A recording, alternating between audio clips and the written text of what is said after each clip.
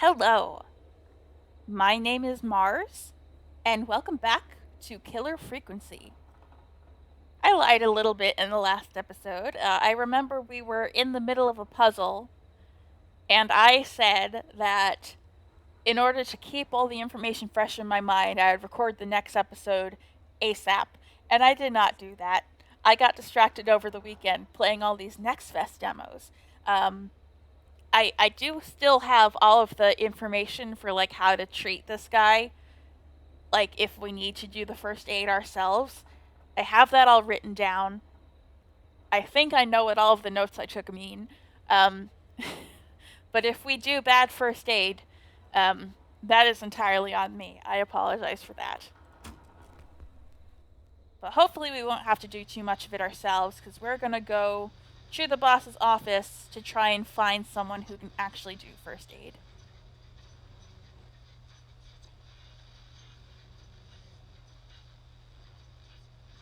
And I don't recall.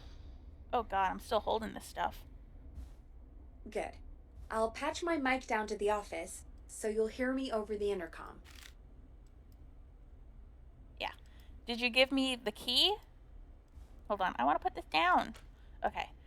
Did you give me the key to the boss's office? I would like the key, yes. Hey, unlock all the doors in the station. This is the last key. Alright.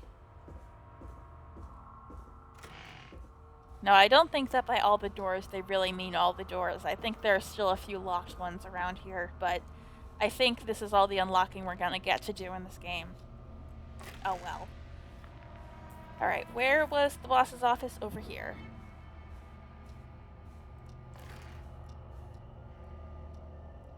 I want to believe he was an X-Files fan.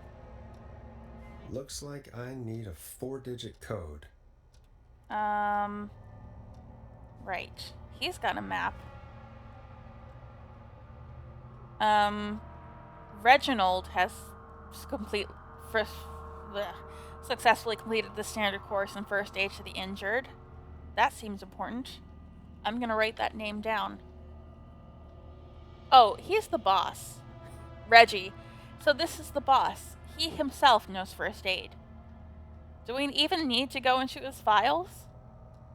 Alright, there's a sticky note under here. Very important date. Okay. Can I put this back? There we go. Very important date. Axe Forever. Need to write pitch document. Good title. Bring back original protag and villain. Okay. Please insert floppy disk. Yes, we need the future is floppy. Chalupacabras. Why? Did he buy himself, like, a birthday meal or something? Is that the hint? 20th of July? That could be it.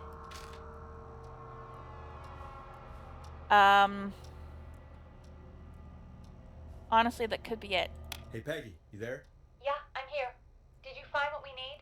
I can't figure out how to get into this stupid safe. No worries. We still have a little time.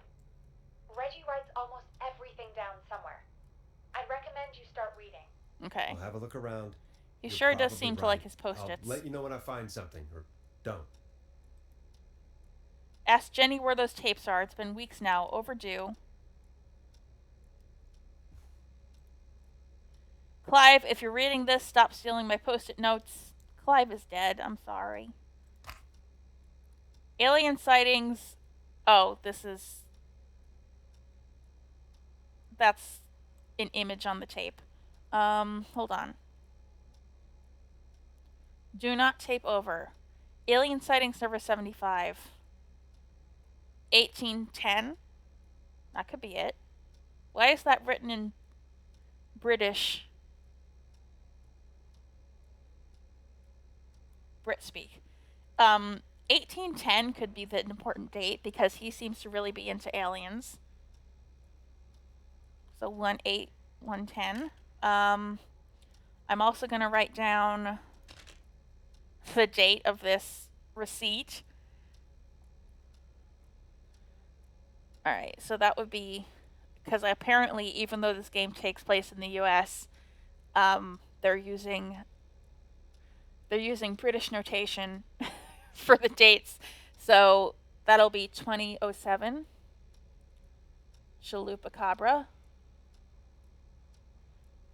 Alien sighting is 1810. I'm just writing down every date I find. Drawers? Anything in the drawers? There's a floppy disk. I think that's a floppy disk. It's a floppy disk. It's right here. Should we put it in?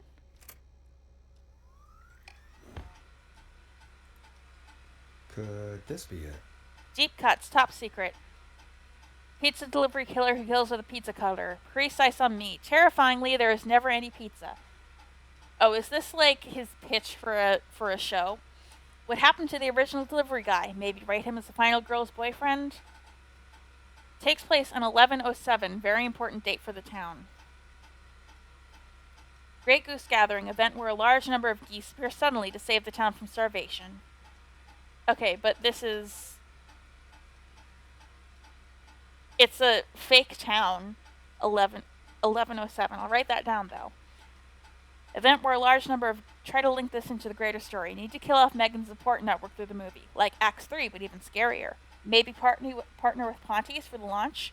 1 out of 10 orders just receive a pizza cutter and tickets to the movie. That's terrifying. That could be it, I suppose. I'll try that first, because it says important date. And Forrest had something to say about it. Nothing written down in any of these. Okay. This seems really important. Reggie knows first aid. I'm gonna write down this date too. 1308. The day he got first aid certified. But I'm gonna try 1107 first.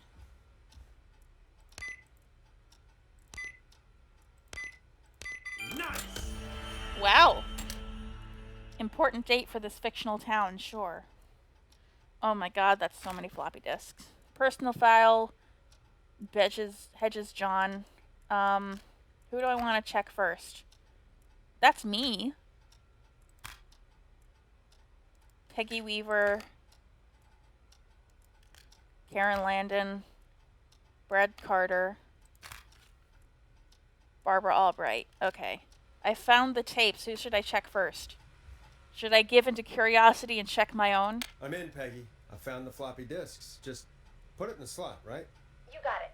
Remember, we need somebody with medical training who lives near 25 Nancy Drive.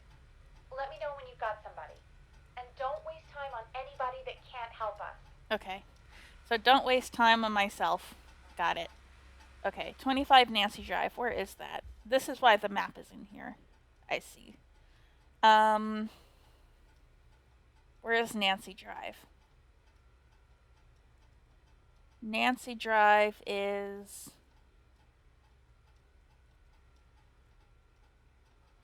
Nancy.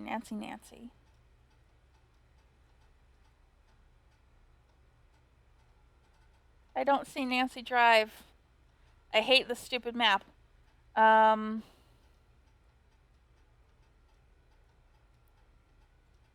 Nancy Drive. Alright, that's here. So it's by Rise and Shine Coffee. Bond Street is near it. Axdown Lane is near it. I'm gonna write all this down. Hold on. So I don't have to keep referring to this map. Nancy is parallel with Axdown and Bond Street, and King Avenue intersects. And Craven Street is at the end of is at the end of King Avenue, kind of near Nancy Drive. Okay. Alright, so don't waste time on Peggy or Forrest. Let's start with John Hedges.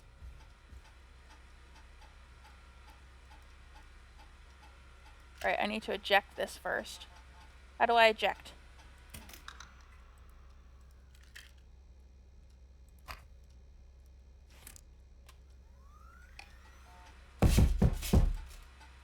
"14 Nancy Drive.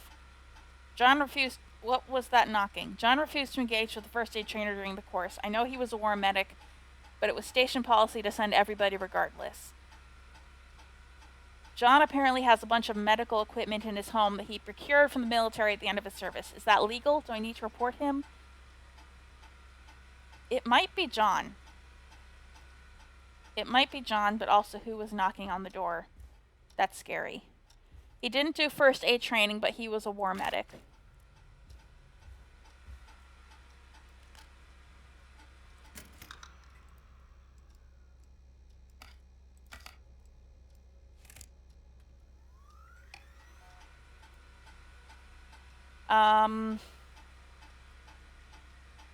Brad and Barbara both missed a first aid session. Brad made a joke about practicing mouth to mouth, and Barbara got really upset and stormed off. The joke wasn't that bad. Okay, so not Brad, even though he lived on Axdown Lane. So not Brad or Barbara.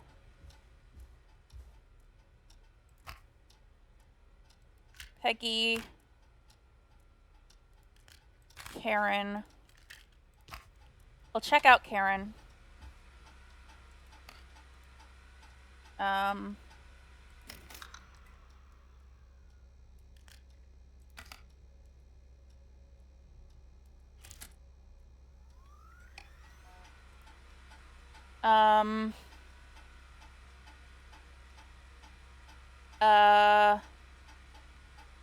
This doesn't say anything about first aid training. Okay, yes. I'm starting to suspect that these producer training getaways are being strategically timed. They've now both missed Secret Santa, first aid training, and the Teddy Gowles Jr. station visit. Okay. So it's the first guy, right? The first guy. Lives on Nancy Drive and is a medic, John Hedges.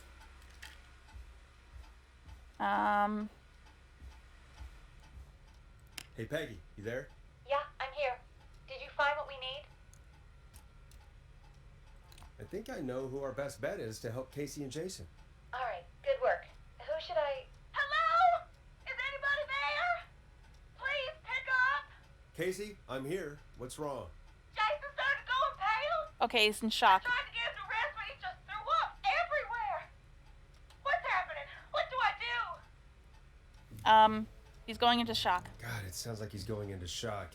Casey, just stay calm. It's going to be okay. But the bleeding seemed to slow down. Did I mess up? Jason, I'm sorry.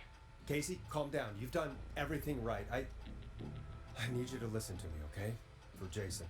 What did the nurse say to do about shock? Elevate legs.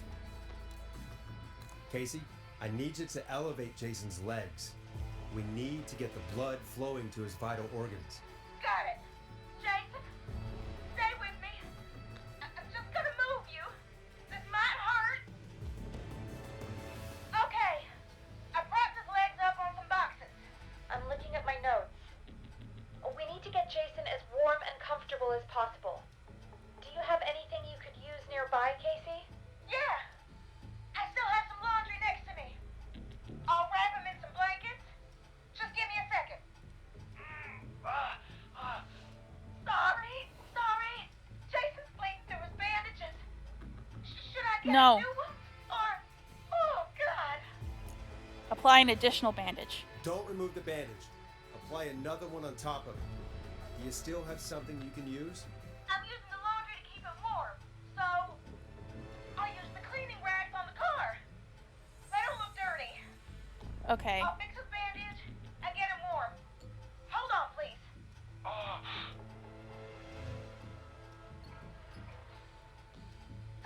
Sorry. I'm done. You're gonna be okay, Jason. Just relax now, okay? Forrest, scared. He's not doing well. Is he gonna... Casey, need you to be strong for Jason.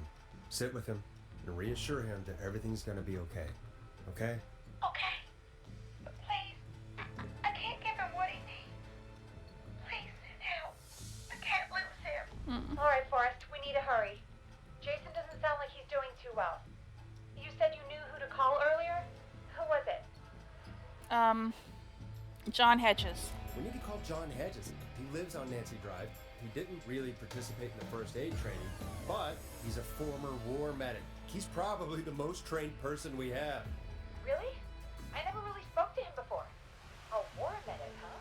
Yeah, and according to Reggie's notes, John keeps all of his old equipment at his house. He's something of a hoarder. All right. What's his number? 54207. Thank you for remembering that, Forrest. Calling now. Let's hope he picks. Who the hell is this calling me at? What time is it? John, it's Forrest Nash here at KFAM. We have an emergency and we need your help. Forrest, if this is a work emergency, then it can wait until the goddamn morning. Just leave me a note like everybody else. A man has been stabbed by the Whistling Man, or... Never mind. He's lost a lot of blood, and he's passed out. We need you to help him. The Whistling Man? What kind of joke is this? John, we're not kidding. A man is gonna die if we don't help him right now. Seriously? I haven't been called on for over 10 years. Where's the patient? What's his condition? He's at 25 Nancy Drive. I think we got his friend to stem the bleeding, but he's gone into shock. He's passed out right now. You say he was stabbed? Do you know the extent of his injuries? From what we were told, he has 2 major stab wounds. One to the stomach and one to the leg. The knife is still in his leg, and the stomach wound is open. Understood. Let me grab a few supplies and I'll head right over. Damned if he dies on my watch. Thank you, John. We'll let him know you're on your way.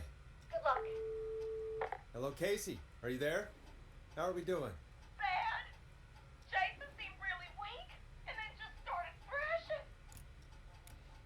What about now? Is he still thrashing? He's passed out. Please tell me you found someone to help. Casey, help is on the way. My colleague will be there soon. You hear that, Jason? Someone is coming. You're gonna be just fine. Just hold on for me, okay? Just hold on. Come on. Hello, Casey? This is John Hedges. I'm here about Jason. Please let me in. Oh, please. I'm guessing that's Jason there. Casey, I'm gonna need your help. Forrest, Peggy, don't you two worry. We've got this from here. Okay. Forrest, we'll call you back later. I have to go now. Good luck, everyone. God, I hope he's gonna be all right.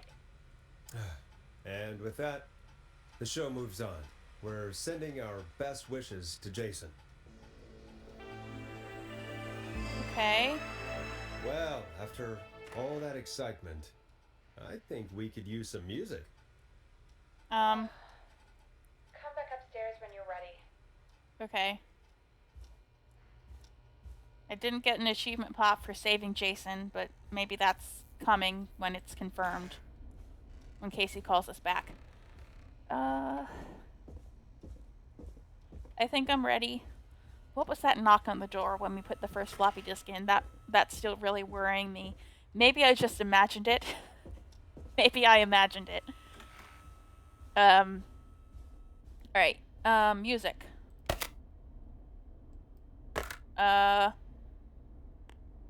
Let's put on this one.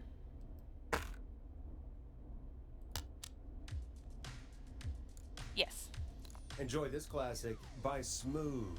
It's their hit song, The Word. It's getting pretty late. This might be your last break for the night, so try to enjoy it. Give me a buzz when you want to go back on air. Okay. I mean, what else is there to do, really? I know that there are a lot of other records in this game, and I didn't get very many. I just got the 2 that were, like, progress necessary. What are these? Maybe I need to, like, walk around the station to find them on my own. Or maybe they're like rewards for saving people or something. I don't know. I don't really feel like going outside this office recreationally, so I think I'm just gonna go back on air. Let's roll. You got it. We've got another call coming through, too. Time to turn the music off. Right. Hello? Welcome back to 189.16, The Scream. I believe we have another caller on the line. How are you tonight, caller? Forrest! It's me, Roller Ricky. Oh, and Maxie's here too. Good to hear from you again. How are you both doing? Oh, we're good, man, thanks to you. You're like our guardian angel. That wouldn't be a bad look for you, Forrest. A little White Wing Halo number? Maybe something for the K-Fam Halloween party. All right, everyone, let's calm down. Ricky, I'm just glad we could help you and Maxie. Is there anything else we can help you with, Ricky? Actually, I think I have some info that might help you. Oh, good, good, good. Did you see or hear anything during the attack earlier? Not exactly. You see, man, me and Jason know each other. Oh boy. You know each other? Yeah, we went to Gallows High and played on the football team together. He was a gnarly offensive linesman, and I was our star wide receiver. Runner Ricky, they called me. All right, and what does that have to do with tonight? Well, because George, the guy who drowned, Oh he boy. was on our team too. Tell me about him. What was George like? I didn't know him for long, man. Sad to say. We had our first team party on the night he drowned. He seemed like such a good dude. Ricky, were you there when George drowned? No, man. Once the party turned, I beat feet out of there. Man, I remember George and his girl there. There His was girl? a whole lot of love, man. I could see it, you know? Ricky, listen, this is very important. I need to know everything about her. I didn't really know her before, or see her after that. I never even got her name, man. I just remember he called her Bean. Then what Bean. did she look like? Please, tell us anything you remember. I just remember a pretty girl, man. I'm sorry. Ricky, you said the party didn't last long. What happened? We were just having a good time, and then the next thing I knew, everyone was running for their life. I looked up and saw a goddamn whistling man in the trees. And I never ran so fast in my life. I ran straight home. Didn't know about George until next morning at school. I'm guessing it was whistling night, wasn't it? That the whistling man was just another kid. Yeah. I don't know how George died, but I always felt like if anyone deserved to die that night, it should have been me. Hmm. And Ricky, it wasn't your fault. You're not a bad person. I know that now, man. It took a long time to learn, but yeah, just thought I'd tell you all what I know. Thank you, Ricky. This helps. Thank you. You got it, man. Anyway, I think it's time for me and Maxie to free up your phone lines. Thanks for listening, man. I'll let you to it. Night, Ricky. Night, Maxie. All right, folks. Looks like we got a new lead in the case. If anyone has any info about this mysterious being, please call in. If she was George's girlfriend back then, she's probably in her mid to late 30s now. Huh. Oh, we have another call coming in, but hang on. What's up, Peggy? Is it Dawn's number? What's up, Peggy? Peggy? You're gonna want to take this call off the air. Who is it? Just do it. All right, folks, it's time for another track. Okay. Here's one to help you sit back and relax. We'll be right back after this. It might be Dawn, so long ride home it is. I hope this is good news, Peggy. Who have we got? Find out for yourself on line 1. What's so exciting, Peggy? All right, I'm gonna pause it for a second. So, it was Whistling Night, the night George drowned. So I was saying before, I thought maybe the Whistling Man wasn't real. Okay, so it seems like the Whistling Man very much was real, but he predated even this. So whatever happened to George was part of a prank. So the Whistling Man was a real person, but he has nothing to do with what's going on now. What's going on now has to do with the fact that kids keep reviving the Whistling Man as a prank, and that somehow killed George Barrow. And someone is trying to take revenge on the people who let that happen back then, and people who helped cover it up, like the woman who found the body. I assume Maurice was because he runs the paper, and he could have spun it somehow. The ER doctor, not the ER doctor, the autopsy doctor, medical examiner, whatever you want to call it. And they're also taking revenge on kids who are continuing to use the Whistling Man as a prank. I see. It's all coming together now. So the Whistling Man is real. We can establish that. Mr. Mooney, whatever his full name was, I don't remember. He was a real serial killer, but he is dealt with. He is done. All right, let's take this mystery call. Hello? Forrest! I'm glad Oh. I got back through to you. Sounds like it's been a busy night, huh? Surprise! It's Leslie, our 911 operator, leading the charge from Henderson to come save us. It's so good to hear from you. Are you okay? We're doing okay. Sarah and I are both happy to be headed back home. We're happy to have you too. Wait, Sarah? Oh, yeah, I mean Deputy Martinez. Anyway, we got back into radio range a little while ago. We've been listening in, but haven't been able to get through until now. Ever since you found Sheriff Matthews, it's only gotten worse. It's been a long night. Well, it shouldn't be too much longer now. I'm glad I got through to you. I wanted to let you all know what's going on. I made it to Henderson.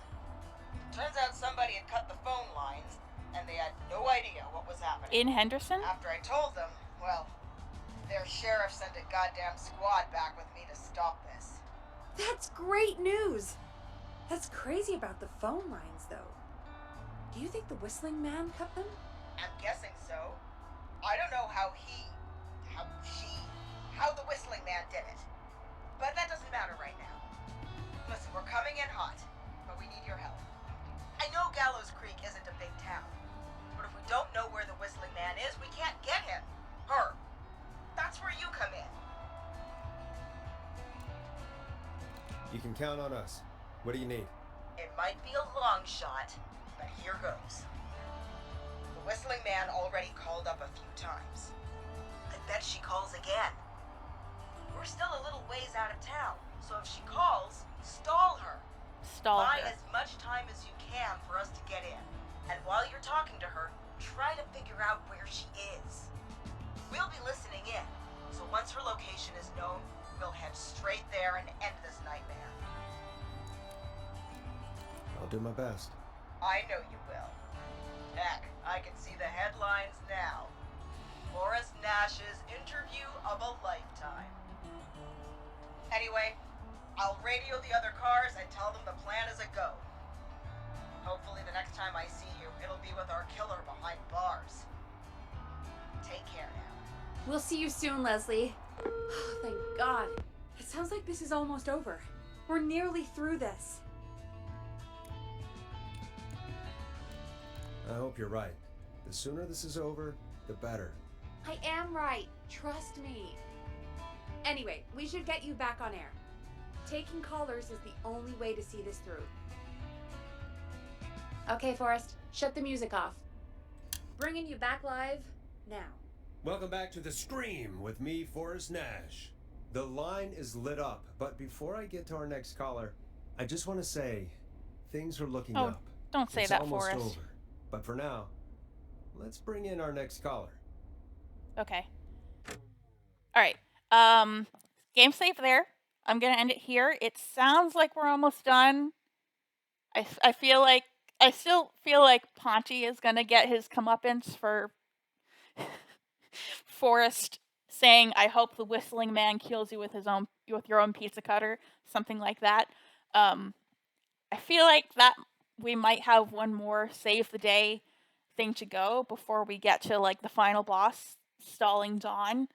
Um, but whatever that next call is, I'll get to it next time. Until then, I have been Mars, and I'll be back with more Killer Frequency.